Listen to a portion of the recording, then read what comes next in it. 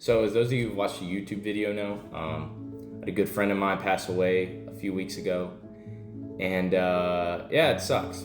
I know where he went.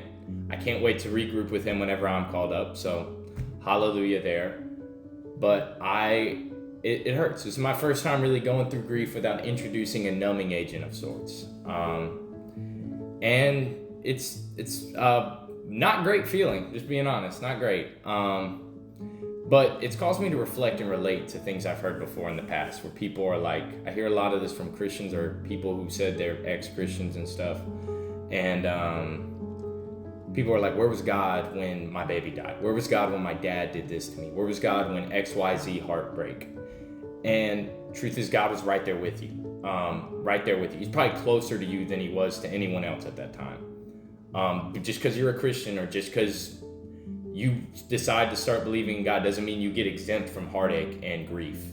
We live in a fallen world, Genesis 2. God grieved over us even when we turned our back to him there. In the verses, he grieved over us right there. God knows what grief feels like. And again, just because we're Christians or just because we decide to follow Christ doesn't mean our lives becomes puppies and rainbows. As I was reading Psalm 34, I hit verse 18. I thought I'd talk about it. The Lord is near to the brokenhearted and saves the crushed in spirit. During our brokenheartedness, there is never more time for growth and closeness with God, because God is going to understand us more than anyone on earth ever could. God is going to be there with us. Because guess what? Our God, Psalm 23, our God is a good shepherd in the hills, and our God is a good shepherd through the valley of the shadow of death. Either way, we got a good shepherd right there beside us, no matter what.